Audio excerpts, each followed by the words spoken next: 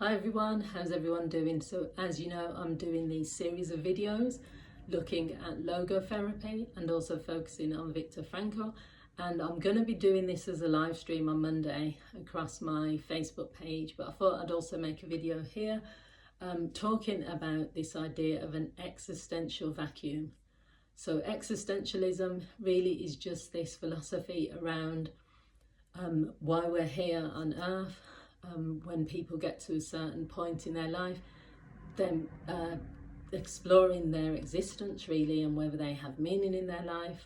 There's lots more to it, but what I want to talk about is just how Viktor Frankl, the psychiatrist, how he views this existential vacuum. So what he says is that the reason people become neurotic or have neurosis is because they have a deep sense of meaninglessness in their life. So they have this vacuum where they don't feel fulfilled, they don't feel they have any meaning, so then they become really neurotic. So this is where people then start to question why they're here. They start to think about comparing themselves with others. They start to feel stressed, depressed. It all comes from this idea that they are just not, they don't have a sense of meaning. So he says that what then people do next is they fill this vacuum with distractions. So distractions can be social media. They might use alcohol, drugs, sex, money, whatever it is, fills the vacuum, because you then don't have to feel or think about what it is that's missing from your life, instead of trying to then give yourself meaning, instead of looking for your purpose, instead of doing the work on yourself, the personal development work.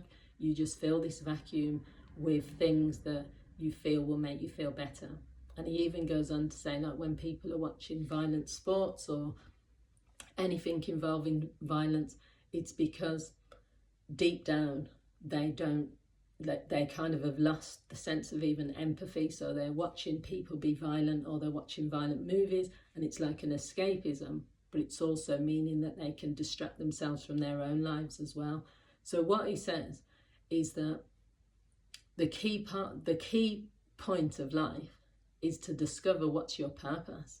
It's to understand the greater meaning of life. It's to understand what gives you meaning, and then it's to go after those things. So he said, he did a really good speech, which I was listening to the other day, Viktor Frankl did, and he said that he was talking about when you're learning to fly a plane or like a helicopter, or you're learning to, that sort of thing, the instructor will tell you that in order to get to your destination, you've got to fly off course a little bit. You can't fly direct, because there's the power of the plane or the power of the helicopter will mean you'll go off course. So you need to fly around it. So he said that you have to overestimate your abilities. I can't put it in his words because he's so good how he said it. And then what he said is that if we take man as, I'll write it down, if we take man as he should be, we make him, if we underestimate men and we say to them, well, you're depressed, so yeah, I really understand that you're feeling depressed, and I'm not going to push you too far to do more, because you're not going to be able to do it. Or if we even say that to children, sorry, but you're not able to do that. Or there's so many situations where we tell people, this is as far as you can go. You're not ready for the next level, or you only can go put yourself to this level. You're not ready to move up to the next class. You're not ready to do the next belt in karate, whatever it is. He said that we make things worse for them, because we're telling that person that we're limiting you. We're telling you that you're not enough. But he says, if we take man as he should be, we make him capable of what he could be. So I'm just going to say that again. If we take man as he should be, which is at his best, we make him capable of what he could be. So he's saying that really you have to overestimate yourself, and that comes back to that idea with the plane and the helicopter. You have to overestimate where you're getting to, and then you will get there. But if you underestimate it, you will end up in the wrong direction. And with people, you have to say to yourself, that you are capable of much more than you believe you are. So you overestimate, and that's not something which is promoted in like Western culture. It's called bragging, it's called being arrogant, it's called feeling like you're superior, it's called, you know, people always want to put people down. You know, stop bragging about your tennis, they do it with sports stars, stop bragging about your medals, you know, why are you showing off, all this sort of stuff. But you have to have that sense of you want the best for yourself, but also you want to continue to grow and develop. So he says that really you need to understand what's your purpose, give yourself a greater meaning in life by knowing what your purpose is and by continuously working towards that. Recognize, if you're working with clients, this is for counsellors, recognize that man's search for meaning in him is the biggest thing in his life. So all the other stuff around, the client is coming to you because they feel lack of confidence, the client is coming to you because they've had a relationship breakup, the client's coming to you because of childhood issues.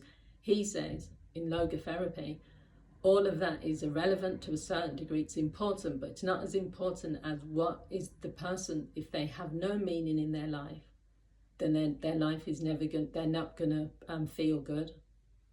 So your job as a counsellor, this is what he says, is to discover what man's meaning is, the person's meaning is, and to help them find that, help them like pursue that, help them, you know, really be focused in on their desire. So I think it's really interesting, and I do agree with him about this like neurosis where people are constantly saying, oh, I haven't got enough money and I'm worried about this, and I've broken up with a boyfriend like 2 years ago, and then this happened in my childhood, and they're saying all of this stuff, and then they're using like distractions, but deep down it's just because their life on a day-to-day basis does not hold any meaning for them. Because really, if you have a purpose and a meaning in your life and you get up every day and that's all you're focused on, you don't really have time to be thinking about anything else. It's like the person who gives up all of their worldly goods, you know, like a monk, or someone who's, you know, maybe in a church, the pastor of a church, or just someone who is where their meaning is so much a part of their life that that is all they live for. You know, they're not sitting there watching TV programs, going on social media, comparing themselves to others. They don't have time for that because they're so laser focused on my meaning is to share, to do this for the world or for others. So we just need to sort of tap into what is it that we want in life? What are we here for? What's our meaning? And then we'll fill that void. We'll feel that existential vacuum. So I hope everyone, thanks for watching, anyone that's going to be watching this video, and I hope you found this video useful. Feel free to leave your comments. I'd love to hear what you think about this whole topic, and I will continue to make videos around logotherapy throughout the week. Thanks for watching. Bye.